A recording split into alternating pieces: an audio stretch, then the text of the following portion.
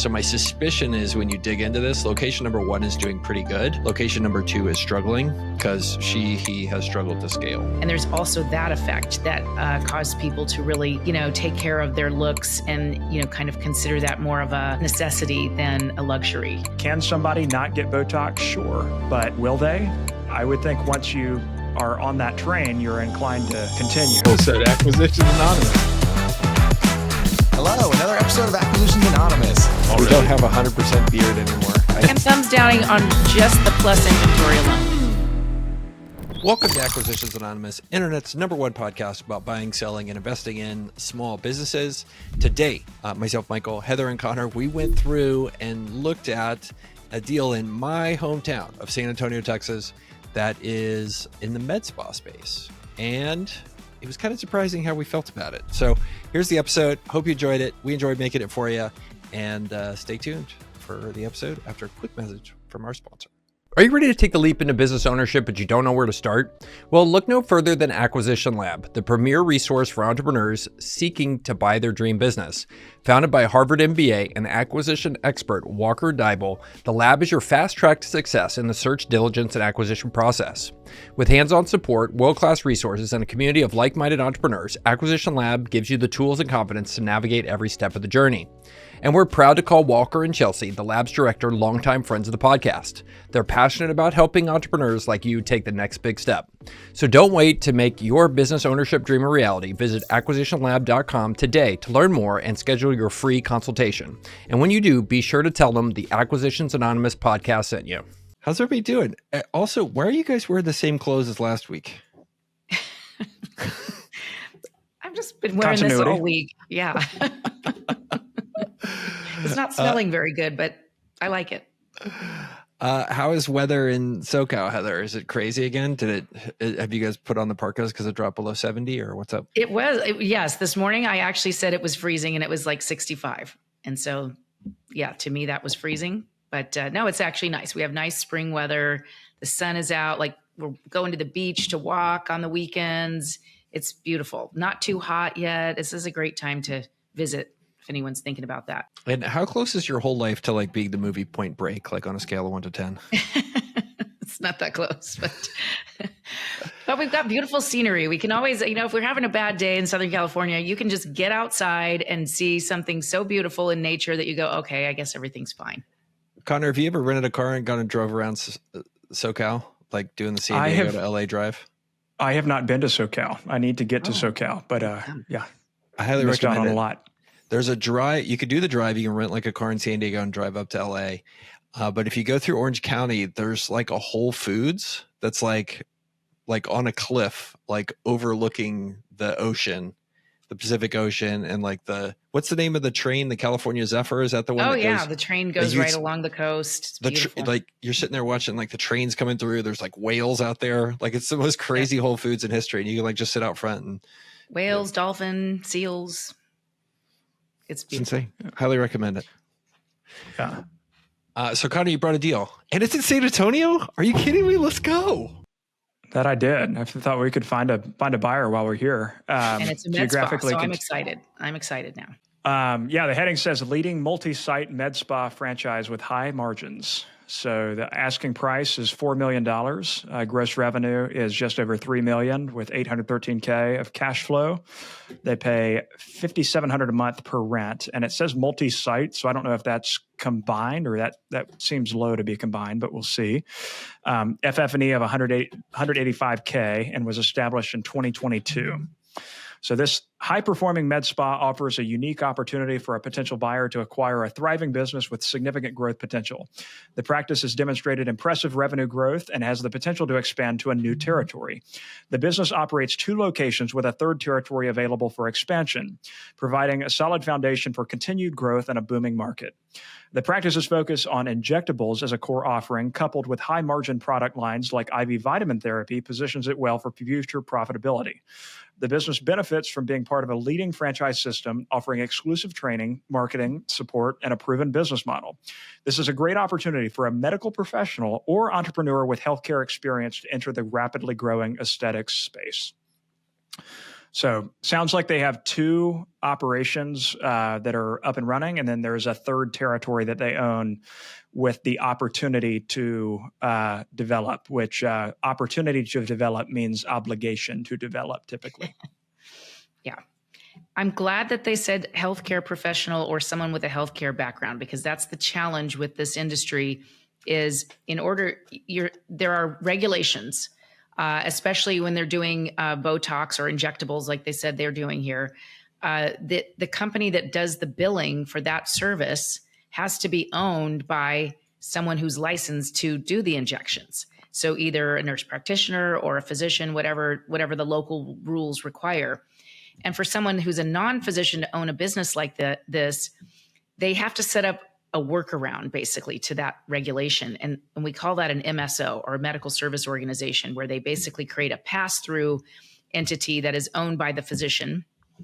And the revenue just passes through that into the operating business that the non-healthcare professional can own. But however you slice it, it's a workaround. The regulation still says what it says, and this MSO situation is sort of a workaround. So it's kind of in a gray area in some states, depending on what the rules are there. Holy crap. I know this broker. I just looked at it. I know this guy, Jason. He's here in San Antonio. Awesome. Yeah. He's a business broker.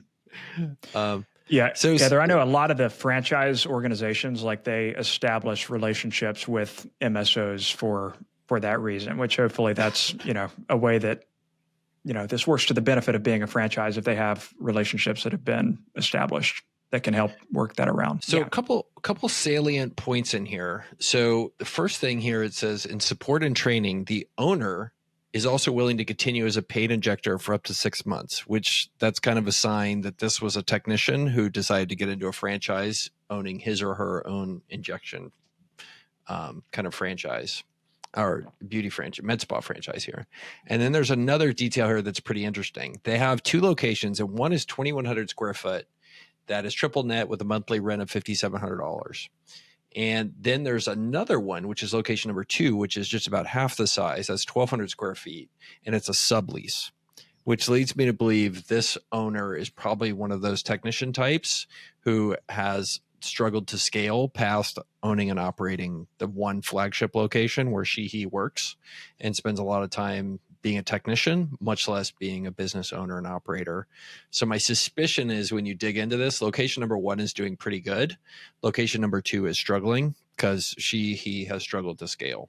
I think you nailed it, because that was going to be something I was going to ask, is why, if they just started in 2022 and it seems to be doing reasonably well, why are they looking to sell now? But that would check out. Also, when you lose an injector, and even whether it's the owner or an employee, you always have a little bit of a drag on earnings when that happens, because it's a very personal service. The clients follow the injector to wherever, other new salon they go to. So there's a little bit of a risk there that they're only going to be around for 6 months. So you're going to lose some of those clients that are only comfortable with that person. Heather, that was my point. I don't know if you guys are aware. I spent a weekend and then several hours of my time recording a YouTube video on the med spa industry and why it's boomed. And a good 800 people watched it, some all the way to the end. So it was fantastic. But that was one of the points. Like part of the reason why this industry hasn't scaled so much is, unlike, say, massage and some of the other kind of semi healthcare services, people pick their injector and they stick with them. And because ultimately, like, there's a big downside to the injection, and we haven't talked about the B word here, which is most of the business for these types of med spas is Botox. People getting Botox injections, and women now are getting a ton more scared about getting Mar-a-Lago face, that they stick to their injectors like glue.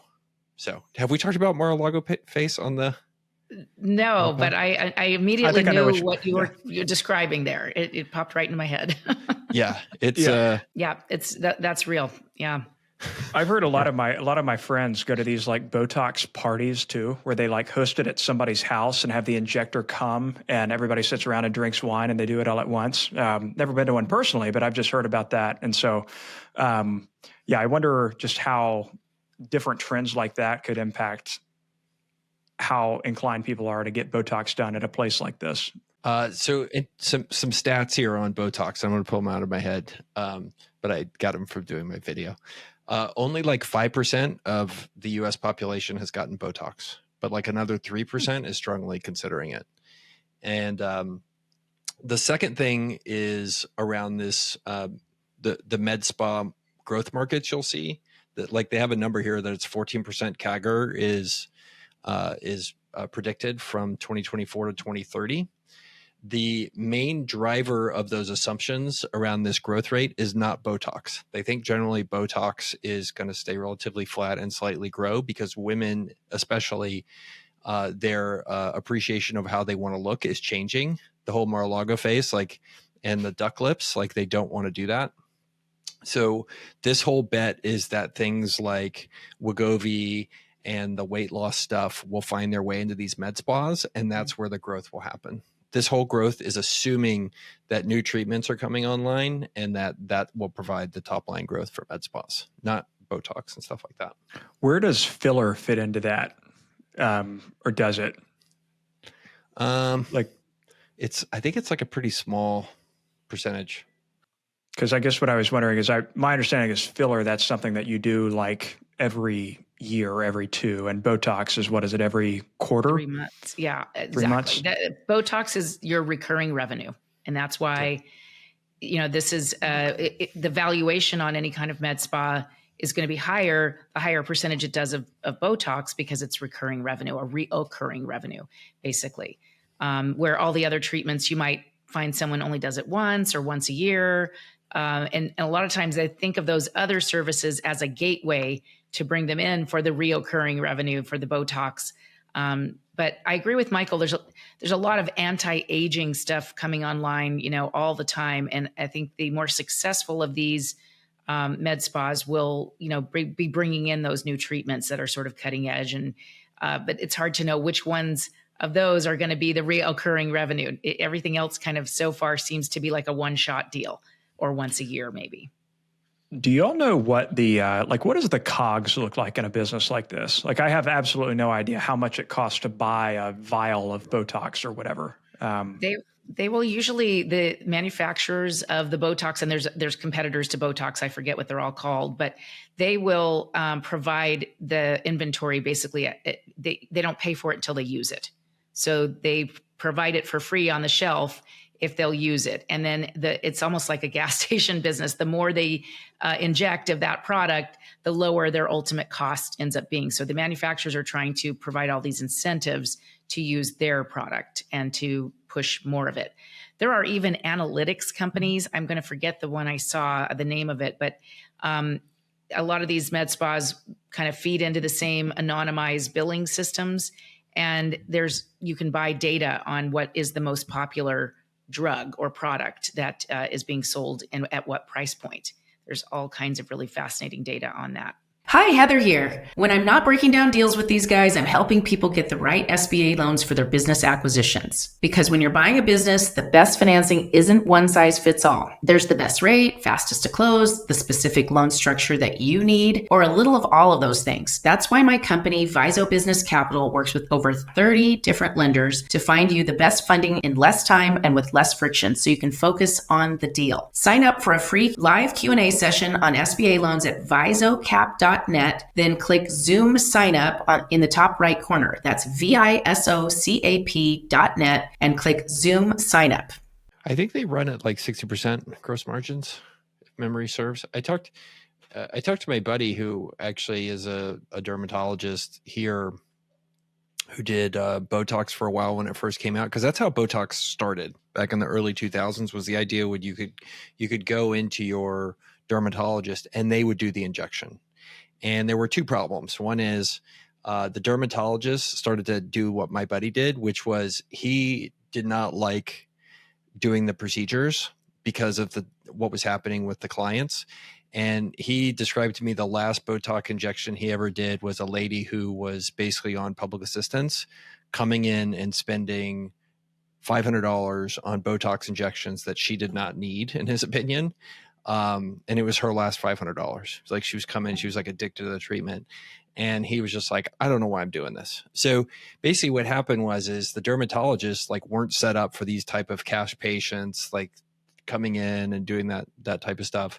So the lobbying came in from the basically the Botox industry, right? The pharmaceutical industry, to get the laws changed that just these like semi-trained injectors could go around just like puffing up people's lips and all that kind of stuff. So that's the shift. But the dermatologists by and large didn't want to do this stuff because of this, like it felt yucky to them. So anyway.